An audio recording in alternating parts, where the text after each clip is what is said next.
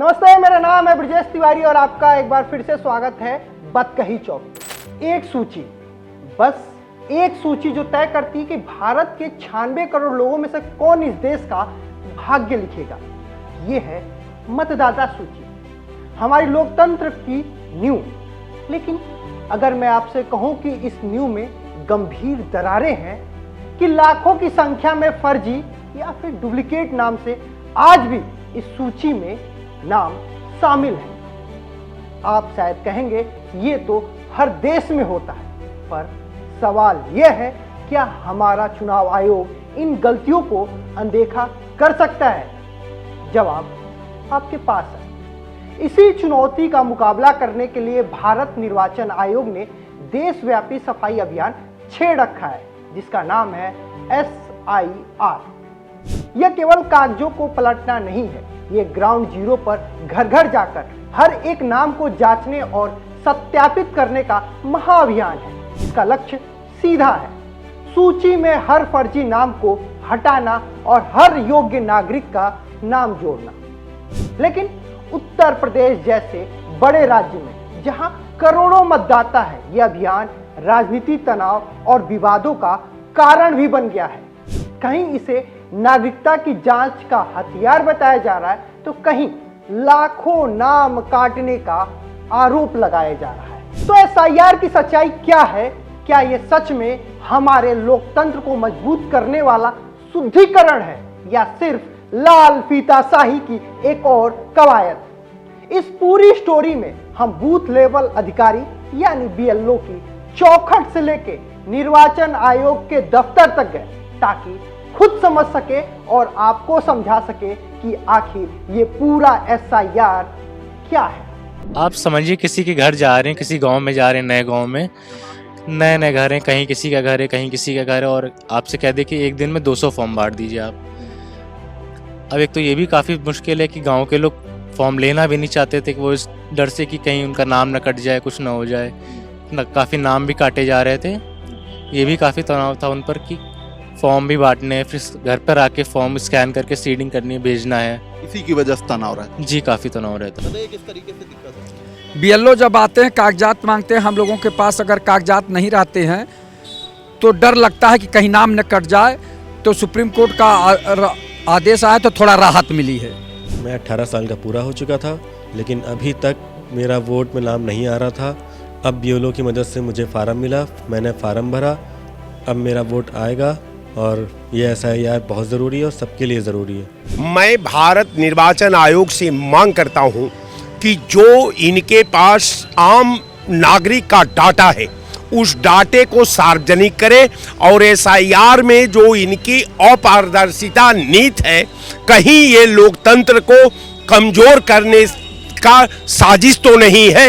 ये समय की पुकार है, मैं जानना चाहता हूं। भारत में स्वतंत्र, निष्पक्ष एवं पारदर्शी चुनावों के सफल संचालन को आज पूरा विश्व जानता भी है और मानता भी है, और इसीलिए विश्व के 37 जनतांत्रिक देशों के प्रतिष्ठित समूह ने अपने 30 वर्षों के इतिहास में पहली बार भारत को international institute for democracy and electoral assistance, international idea के अध्यक्ष के रूप में आमंत्रित किया है। यह भारत के सभी नागरिकों और सभी चुनाव कर्मियों के लिए अत्यंत गौरव का क्षण है। तो ये SIR अभियान की कहानी क्या है? क्या ये लाखों गुमनाम BLO के मेहनत की कहानी है, या फिर राजनीति, संघर्ष और अविश्वास की कहानी है? और सबसे बढ़कर, क्या ये उस लोकतंत्र की कहानी है जो खुद को सुधारने की कोशिश कर रहा है? हमारे सहयोगी अमन सिंह बत्स, BLO से लेके निर्वाचन अधिकारी, वरिष्ठ नागरिक से लेके युवा तक, सबसे उन्होंने बात की और उनका क्या कहना है आपने इस रिपोर्ट में देखा। इस पूरे महाअभियान की सफलता एक व्यक्ति के कंधों पर टिकी है, बूथ लेवल अधिकारी, जिसे BLO कहते हैं। अक्सर ये सरकारी स्कूल के शिक्षक होते हैं, जिनके पास पहले से शिक्षण का काम होता है, लेकिन SIR के दौरान इनका रोल अचानक बदल जाता है। ये अब केवल टीचर नहीं, बल्कि एक जासूस और जनगणना अधिकारी भी है। SIR अब केवल कागज तक सीमित नहीं है।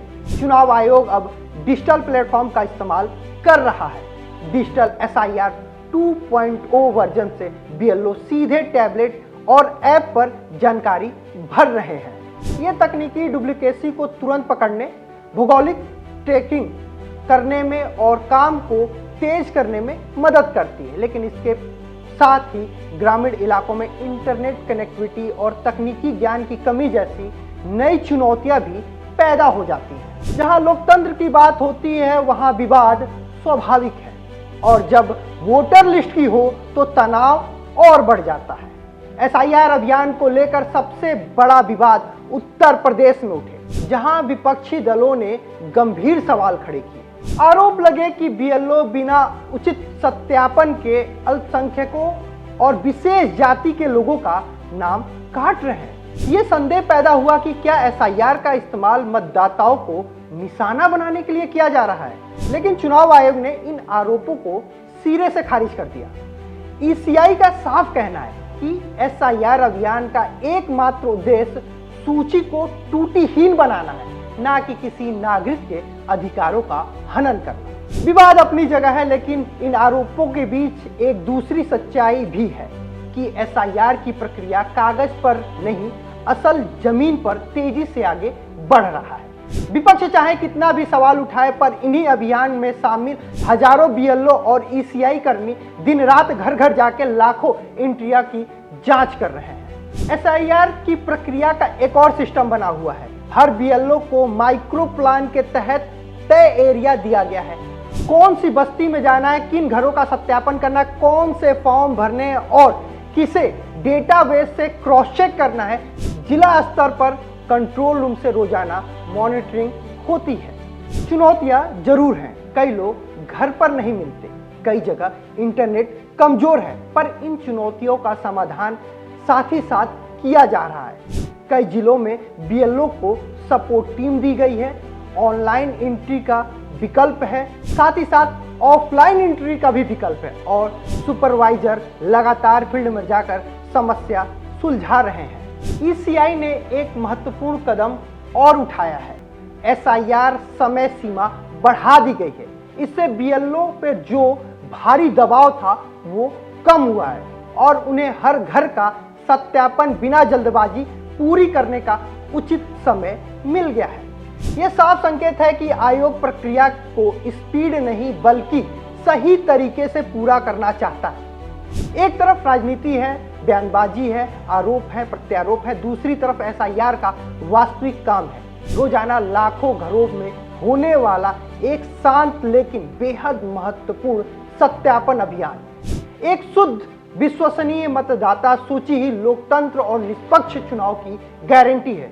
जो सूची हर एक नाम सही हो तो हर एक वोट की असली मूल्य स्थापित होता है। SIR की सफलता केवल कागजों में नहीं बल्कि मतदान के दिन भीड़ में भी दिखाई देगा। फिलहाल इस कार्यक्रम में इतना ही, मुझे दीजिए इजाजत। नमस्कार। This video is sponsored by Ram Ram Group of Companies, co-sponsored by Nature House and Bhaiya Ji Silver Coated Ilaichi.